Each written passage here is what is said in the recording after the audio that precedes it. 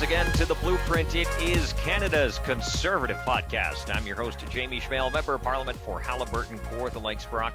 Really appreciate you showing up today to hear us and listen to us on this platform on Facebook, but you can also download it and listen to it later on if you can't get through it all today on platforms like CastBox, iTunes, Google Play, Spotify, you name it, it's out there. Together we can push back against the ever-moving liberal agenda, and again, that's why we need you to like, comment, subscribe, share this program. Maybe there's someone in your social media network that might be open to hearing the conservative message, but may not have the opportunity to do so.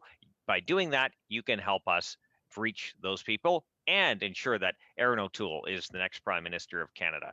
Great show lined up for you today. I got to tell you, Canada is back, according to Justin Trudeau, as he fails to show up yesterday for a vote in the House of Commons to recognize the genocide being committed by the Communist Party of China, the government of China, against the Uyghurs and Turkic Muslims.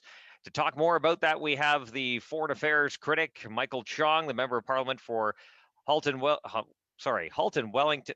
I got that messed up. Wellington-Halton Hills. Sorry, you're in my home province. I cannot believe I messed that up. Anyways, Michael, again, thank you for coming once again on the show. Good friend. What after that vote, you had to watch the cabinet basically not even show up. The Prime Minister not even log into his computer because he refuses to show up in Parliament. What are your thoughts? Well, I think it demonstrates a complete lack of leadership. And it fits a broader pattern, a pattern of failure on the Canada-China relationship. This government has taken a passive approach, an equivocating approach in responding to China's threats.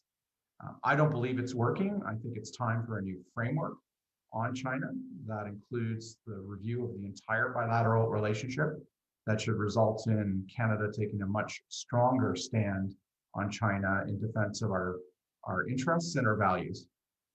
No, it's my understanding a number of other countries have taken a similar approach to what this motion in Parliament was yesterday, basically recognizing the fact that there are severe problems in terms of a genocide going on against the Uyghurs. How does Justin Trudeau justify not even showing up and standing in his place or logging into the computer and recognizing his stance on this issue? Well, I think it's an appalling lack of leadership. The government says that it likes to work multilaterally. Well, the United States, through 2 consecutive U.S. administrations, has recognized that a genocide is going on.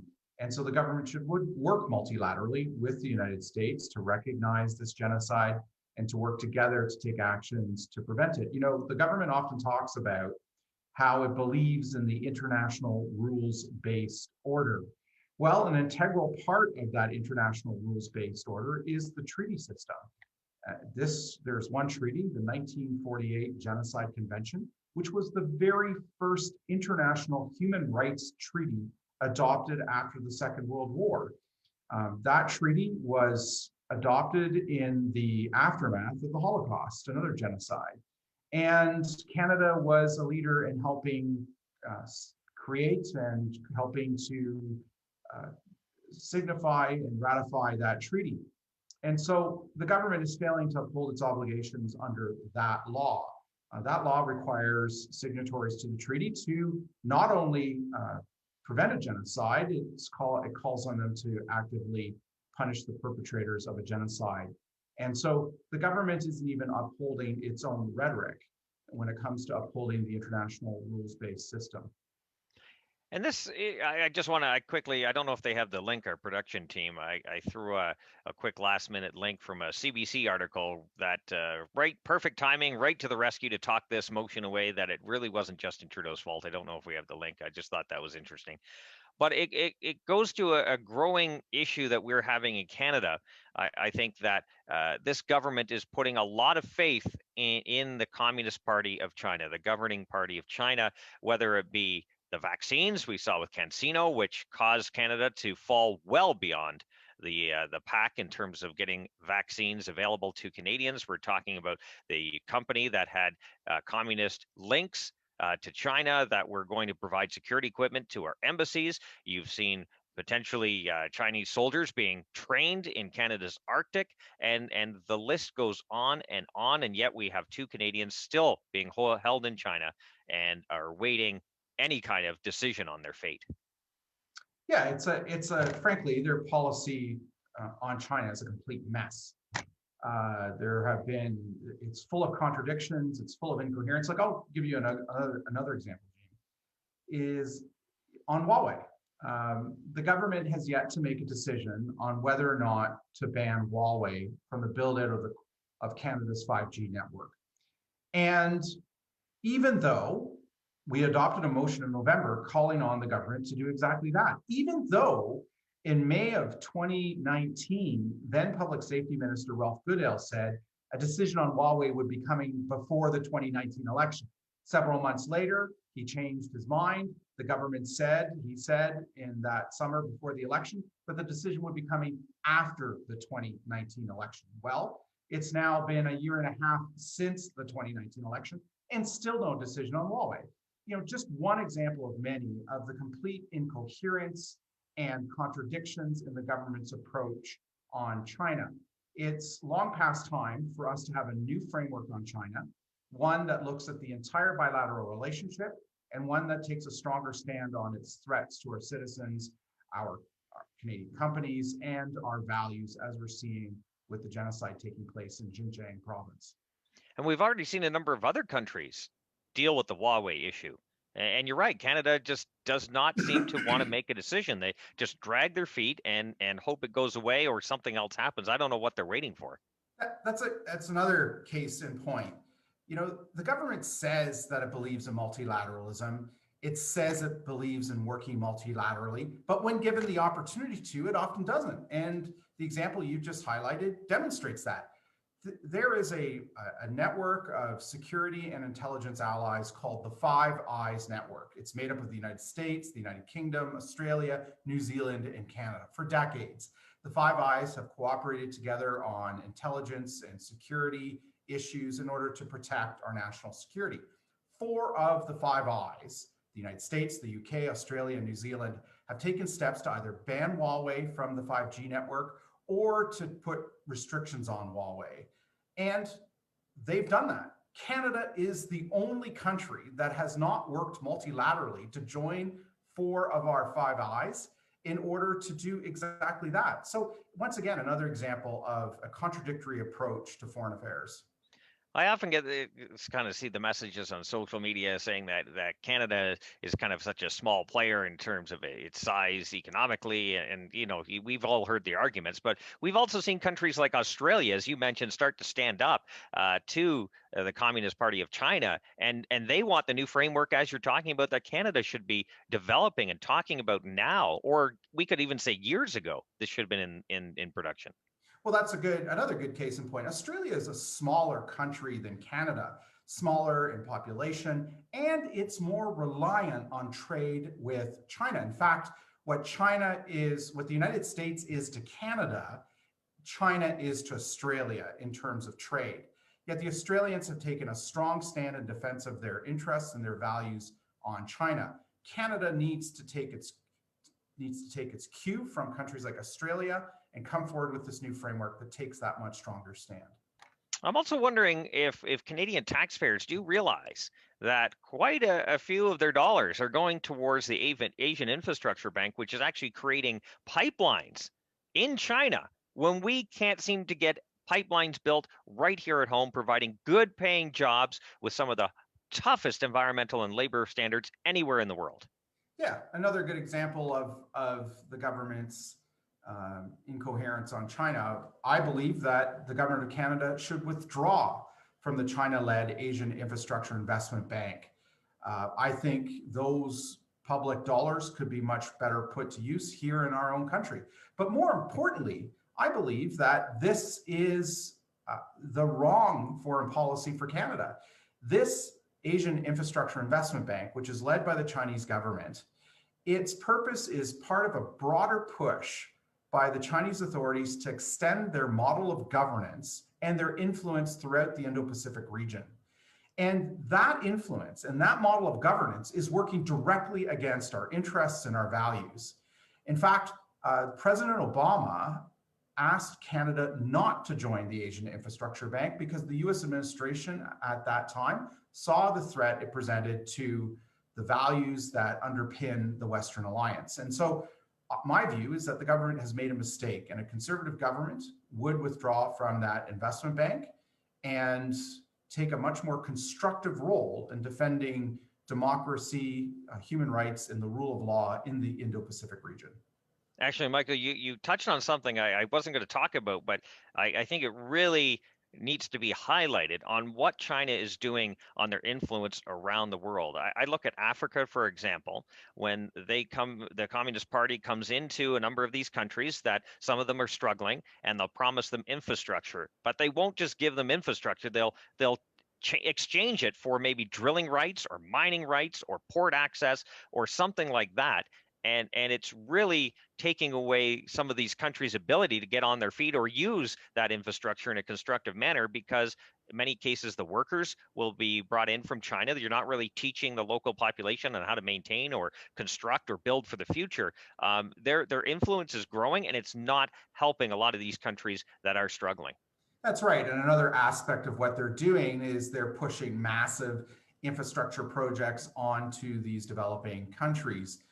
Massive infrastructure projects in ports, in highway infrastructure, in rail infrastructure, and the like, all as an effort to extend China's trade and investment into that part of the world. And they're doing it by offering debt financing to these countries and, frankly, piling up a lot of unsustainable debt that these countries will have a great deal of trouble repaying.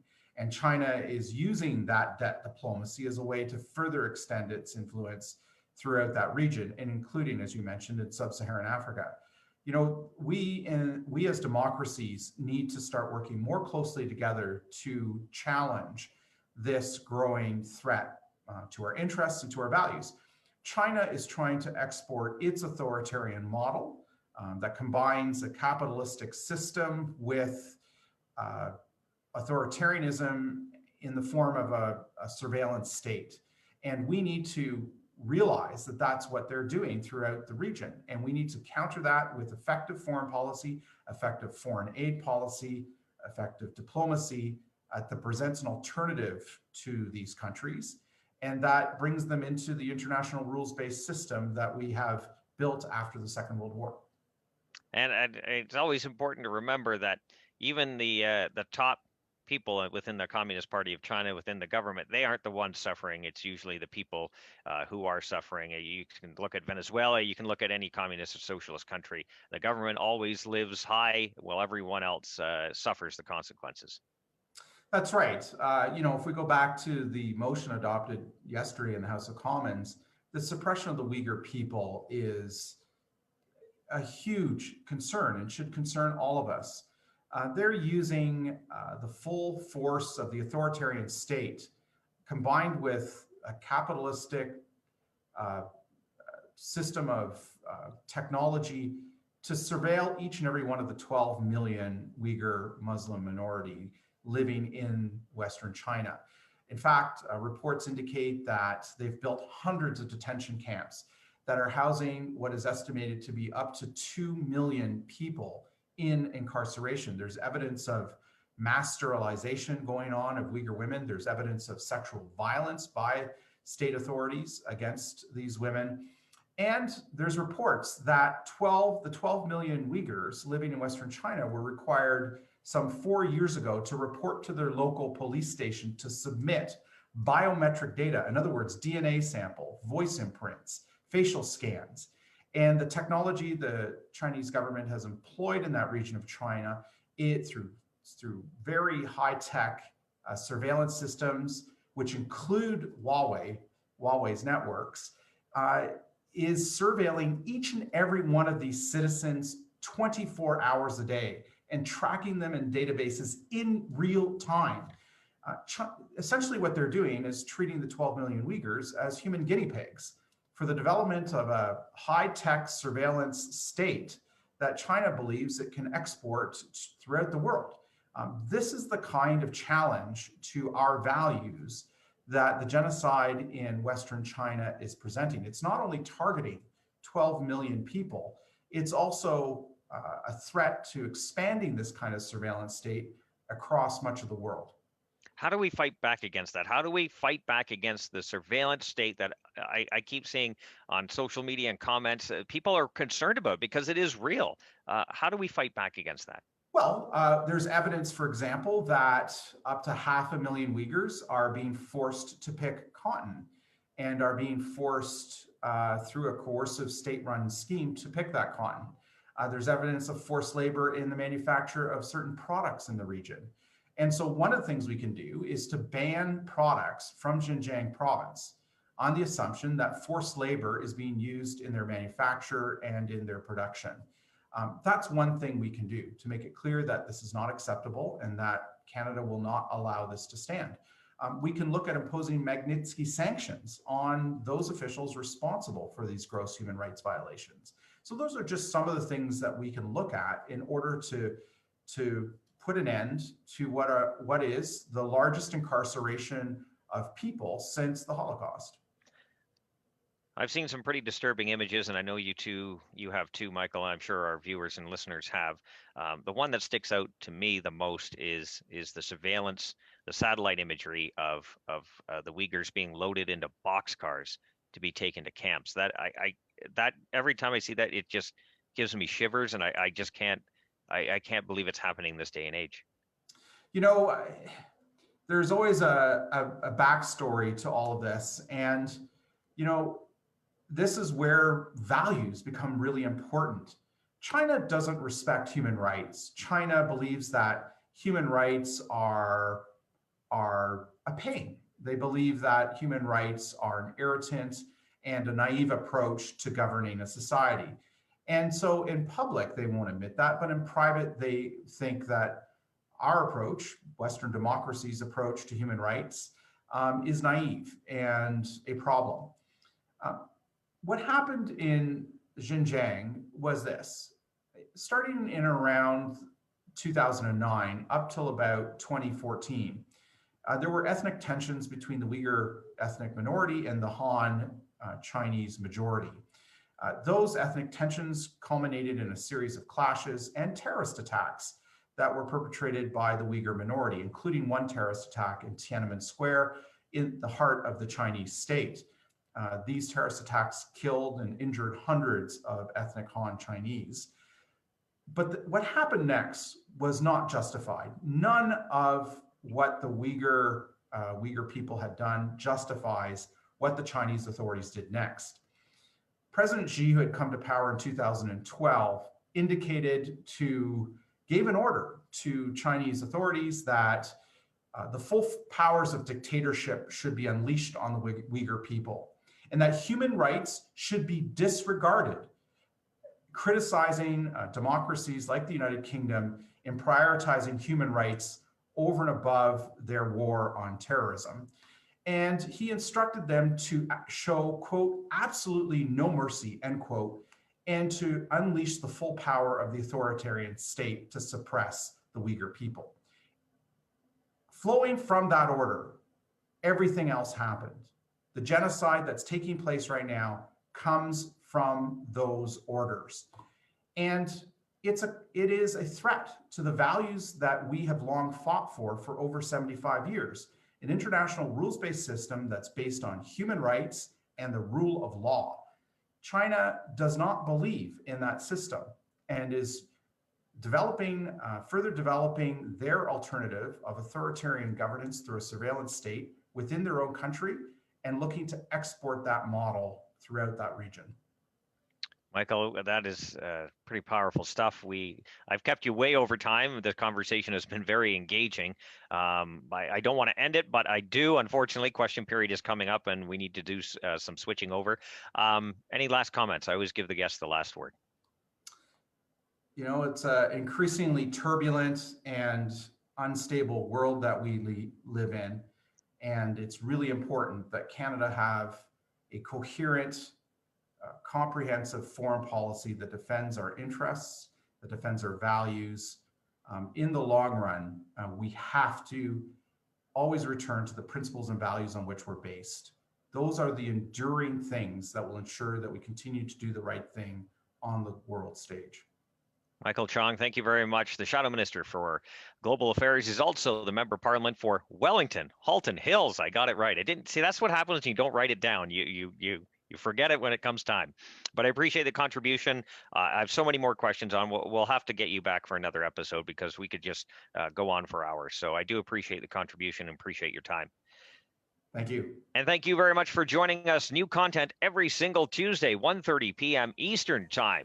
Hope you liked the episode. If you did, please like, comment, subscribe, share this program. Help us push back against the ever-moving liberal agenda. If you want to listen to this later on again, because there is a lot of great information in Michael's testimony here, you can download it on platforms like CastBox, iTunes, Google Play, Spotify, you name it. It is out there, and together we can do that. We can reach that eligible voter who might be open to hearing the conservative message. And again, we need your help to do that. Thank you very much for joining us. Remember, again, I need to say it again, 1:30 p.m. Eastern Time, every single Tuesday, new content. Thank you so much for joining us. Remember, low taxes, less government, more freedom. That's the blueprint.